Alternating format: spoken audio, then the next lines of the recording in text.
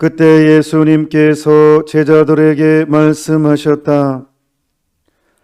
내가 너희에게 말한다. 누구든지 사람들 앞에서 나를 안다고 증언하면 사람의 아들도 하느님의 천사들 앞에서 그를 안다고 증언할 것이다. 그러나 사람들 앞에서 나를 모른다고 하는 자는 사람의 아들도 하느님의 천사 앞에서 그를 모른다고 할 것이다. 사람의 아들을 거슬러 말하는 자는 모두 용서받을 것이다.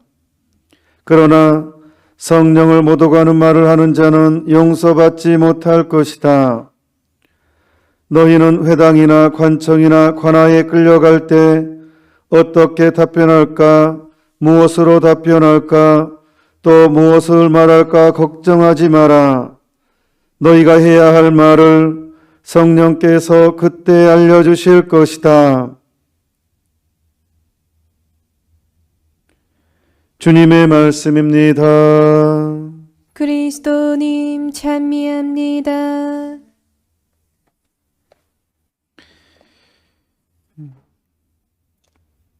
내가 너희에게 말한다. 누구든지 사람들 앞에서 나를 안다고 증언하면 사람의 아들도 하느님의 천사들 앞에서 그를 안다고 증언할 것이다. 우리가 예수님을 안다고 증언하는 게 어려운 것 같지가 않아요.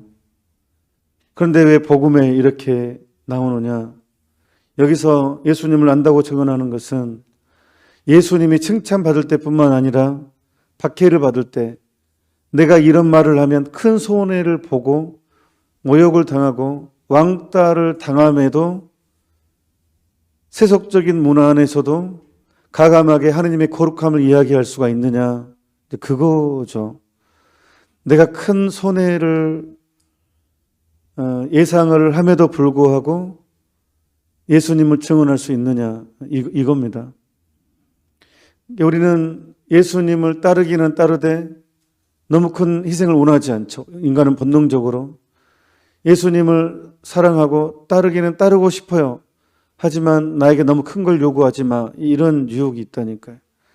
너무 큰 희생이 요구되면 주님 나한테 왜 이러십니까? 라고 대들 수가 있습니다. 그래서 나를 안다고 증언한다는 것이 예수님이 얼마나 중요하게 생각하는지 모릅니다. 또한 성령을 못 오가는 자는 용서받지 못할 것이다. 예수님을 거슬러 말하는 죄는 용서를 받는데 어떻게 성령을 똑같은 하느님인 성령을 거스르는 죄는 용서받을 수가 없는가?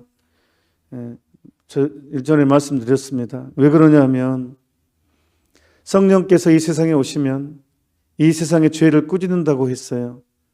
그러니까 성령께서는 이 세상의 죄를 분별하고 꾸짖는 역할을 하는데 그 성령의 애를 거스르기 때문에 용서받을 길이 없다는 거예요. 즉 무슨 말이냐면 우리가 하느님께로부터 용서받는 조건은 고해성사의 조건이죠.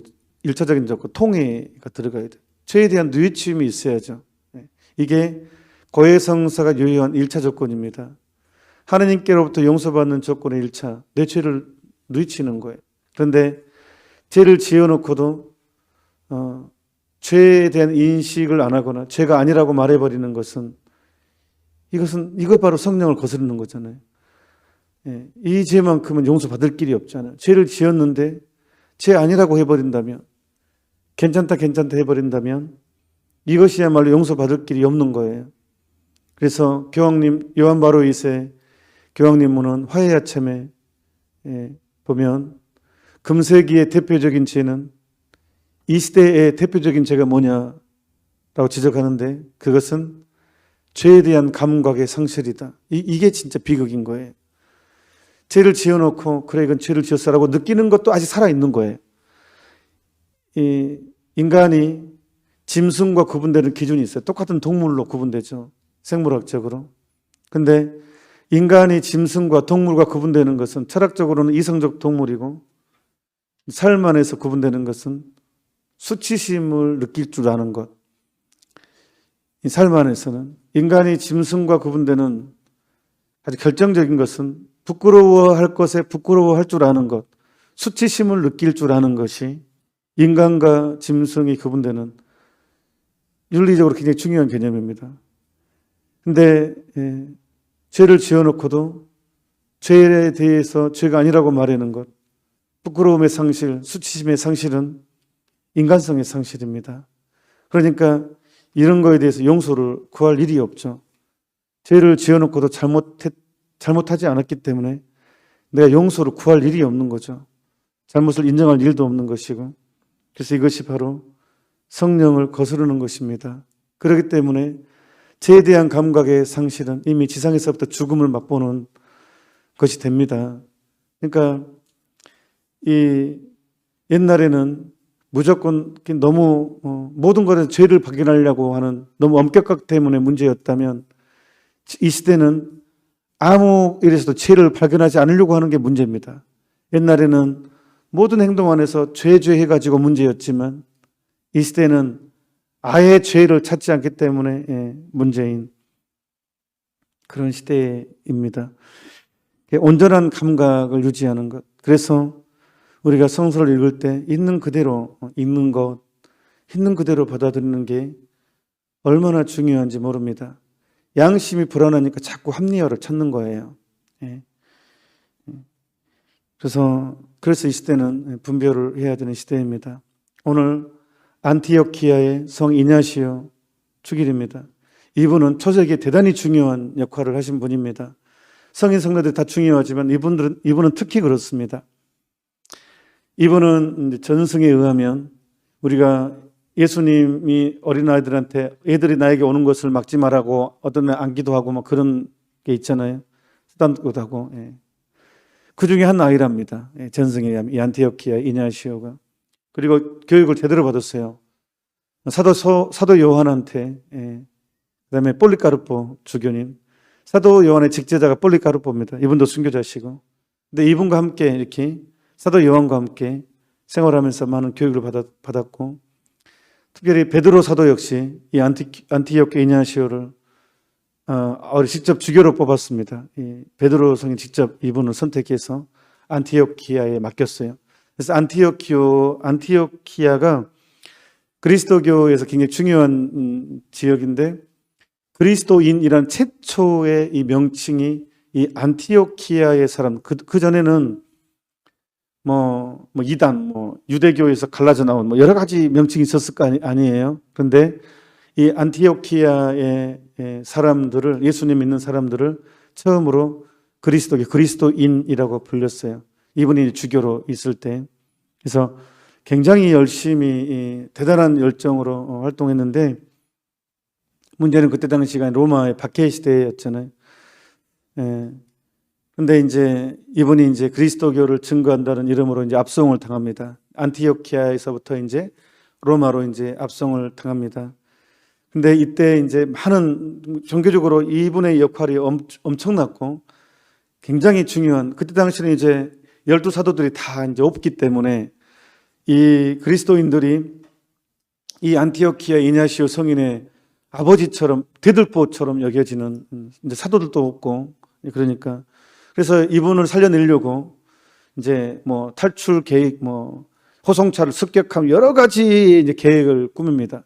그러니까 이 이냐시오가 절대로 그렇게 하지 말고 신신당부합니다. 아주 명령으로 이렇게 나를 구출할 생각, 설득할 생각 절대 하지 말라고. 나는 이 맹수의 이렇게 먹이가 돼야 된다. 그리스도 예수님의 미랄이 돼야 된다라고 확고하게 이렇게 설득을 하고 또 이렇게 격려를 하고, 오히려 잡혀가면서 신자들의 용기를 주고 이렇게 순교가 얼마나 위대한 가치가 있는지를 아주 설명을 하죠.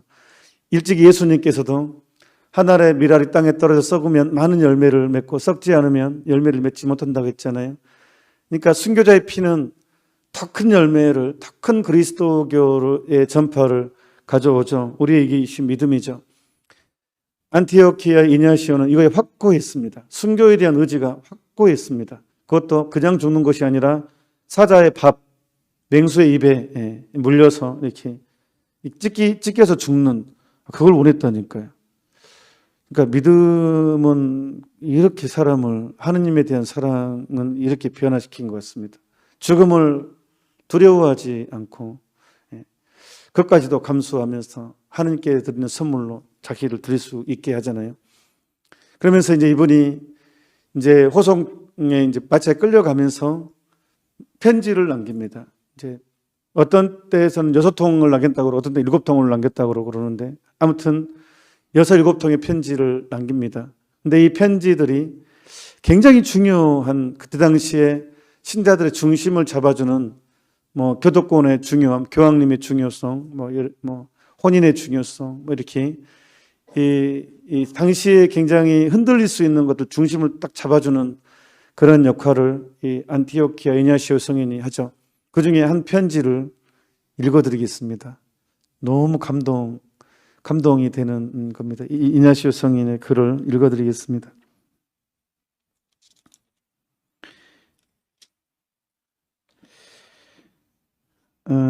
안티오키아의 성 이냐시오 주교 순교자 로마인들에게 보낸 편지에서 나옵니다. 나는 하느님의 미랄입니다. 나는 맹수의 이에 갈려 깨끗한 빵이 될 것입니다. 그래서 나는 모든 교회 편지를 쓰면서 여러분이 방해만 하지 않으면 내가 하느님을 위해 기꺼이 죽으러 간다고 모두에게 알렸습니다. 나는 나의 간청입니다. 불필요한 호의를 나에게 베풀지 마십시오. 나는 맹수의 먹이가 되게 버려두십시오. 나는 그것을 통해서 하느님께 갈 수 있는 것입니다. 당시의 사용 방법은 콜로세움에서 군중들을 모아놓고 이제 이렇게 예수님을 증언한 사람을 가운데 이제 콜로세움의 농장에 이렇게 해놓고 사자를 풀어요. 그래서 사자가 이제 달려들어서 이제 뜯어먹는 거 사람들이 환호하고 막 그렇게 죽였었거든요. 그래서 지금 이냐시오 성인이 나는 맹수의 먹이가 되게 버려두십시오. 나는 그것을 통해서 하느님께 갈 수 있는 것입니다. 나는 하느님의 미랄입니다. 그러니까 우리가 하느님을 사랑한다는 것은 끊임없이 우리가 희생이 빠지면 안 됩니다. 희생이 없는 것은 사랑이 없는 것이고 합리화의 명수가 될 게 할 뿐입니다. 나는 맹수의 이에 갈려서 그리스도의 깨끗한 빵이 될 것입니다. 이 맹수라는 도구를 통해서 내가 하느님께 봉헌된 희생 제물이 될 수 있도록 그리스도께 기도하십시오. 이 세상의 모든 쾌락도 지상의 모든 왕국도 나에게는 아무 소용이 없습니다. 이 세상 극변까지를 다스리는 것보다 그리스도 예수와 일치하기 위해 죽는 것이 나에게는 더 좋습니다. 그러니까 이냐시오 성인은 확고합니다. 이 세상의 모든 쾌락도 이 세상의 모든 권력도 아무 소용이 없다고. 이 세상 극변까지는 것은 이 세상 마칠 때까지 온 세상을 다스리는 것보다 그 권력보다 권력은 부모도 죽이고 자식도 죽이는 게 권력이잖아요. 우리 외국 사례를 보도 우리나라를 보더라도 그런데 그것보다 그리스도 예수와 일치하기 위해 죽는 것이 나에겐 더 좋습니다. 믿는 사람들은 이렇게 됩니다. 참된 믿음은 이렇게 됩니다. 내가 찾고 있는 것은 우리를 위해서 죽으신 바로 그분이며 내가 원하는 것은 우리를 위해 부활하신 바로 그분입니다. 오로지 예수 그리스도뿐이라는 것입니다. 다시 태어나는 내 출생의 때가 가까웠습니다. 그러니까 윤회가 아니라 그리스도교의 죽음은 새로 태어남이라는 거, 하늘나라에. 그러니까 다시 태어나는 것은 순교했을 때를 말합니다. 우리가 순교는 하늘나라에 다시 태어난다는 것으로 표현합니다. 다시 태어나는 내 출생의 때가 가까웠습니다. 형제들이여, 나를 잊어버리십시오. 내가 이 생명을 얻는데 방해하지 마십시오. 나를 죽음의 상태에 놔두려 하지 마십시오. 그러니까 순교를 당하지 못하게 하는 게 나를 죽게 한다. 진정으로 영적으로 죽게 한다는 것입니다. 하느님께 가고자 하는 사람을 세상에다 던지지 마십시오. 물질로서 유혹하지 마십시오. 나에게 깨끗한 빛을 받을 수 있도록 해 주십시오. 내가 거기 닿아야 사람이 될 것입니다. 내 하느님의 순환을 본받는 자가 될 수 있도록 해 주십시오. 아무라도 하느님을 자기 안에 간직한 사람이면 내가 원하는 바를 들을 것이며 나를 재촉하고 있는 것이 무엇인지 알고 동정할 것입니다. 이 세상의 통치자가 나를 잡아가서 하느님을 향한 내 마음을 돌려놓으려 합니다. 거기에 있는 여러분들은 그 누구라도 이것을 거들지 마십시오. 그것보다는 나를 위해, 아니 하느님을 위해 도움이 되도록 하십시오. 입으로는 예수 그리스도를 말하고 마음으로는 세속을 원하는 일이 없도록 하십시오. 우리가 새겨드려야 될 말입니다. 입으로는 예수 그리스도를 말하지만 내 마음속으로는 세속을 그리워해서는 안 된다는 것입니다. 세상의 쾌락이나 안락을 원하는 일이 없도록 하라고 이냐시오 성인이 말합니다. 나쁜 마음이 여러분 안에 자리 잡지 않도록 하십시오. 내가 여러분에게 도착했을 때는 나를 믿지 말아야 할 것입니다. 이것은 내가 부탁하는 것입니다. 내가 지금 여러분에게 쓰는 말을 믿으십시오. 지금은 내가 살아서 이 글을 쓰고 있지만 죽음을 열망하고 있습니다. 나의 지상적인 모든 욕망은 십자가에 못 박혔고 세상 물질을 사랑하기 위한 불은 내 안에 더 없습니다. 다만 내 안에 있는 것은 샘솟는 물이고 이 샘물이 성부께로 오라고 내 안에 속삭이고 있습니다. 이제 썩어 없어질 음식이나 인생의 쾌락이 내 마음을 기쁘게 할 수 없습니다. 다윗의 자손이신 예수 그리스도의 살인, 하느님의 빵을 먹고 영원한 사랑이신 그분의 피를 마실 것만 나는 바라고 있습니다. 쭉쭉쭉 있는데 좀 길어서 길지 않습니다만 한 줄만 더 할게요. 나는 인생을 더 살고 싶지 않습니다. 여러분이 여기서 동의하면 내 원인은 이루어질 것입니다. 동의하십시오. 하면서 이렇게 나를 막지 말아달라고, 애원하지 말아달라고, 이렇게 순교자가 되게 해달라고, 이렇게. 그래서 결국은, 그래서 이제 안티오키아 이냐시오 성인 그림 보면, 혹시 인터넷에서 보면 사자 두 마리가 이렇게 달려, 이렇게 밑에서 위에 이렇게 하고, 그게 바로 사자 두 마리가 이렇게 붙어 있는 성인상인데, 다른 성인들은 그냥 있는데, 안티오키아 이냐시오 성이면 사자 두 마리가 등장을 합니다. 예. 아무튼 우리는 이 시대는 믿음의 위기라고 합니다. 성당은 다니긴 하지만 세속하고 똑같이 살아가는 것, 그야말로 세속주의가 정말 많이 번져 있죠.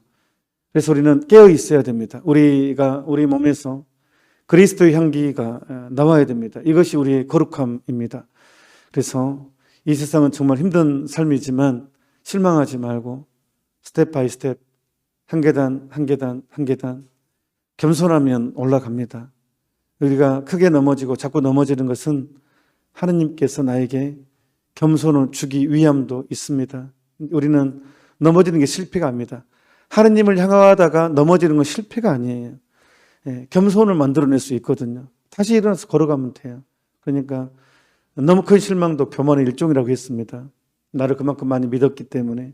우리는 실수를 통해서, 실패를 통해서 계속 성장해가는 그리스도인들입니다. 안티오키아 이냐시오 성인에게 도움을 청하면서 우리의 길을 계속하도록 합시다. 잠시 묵상합시다. 아멘.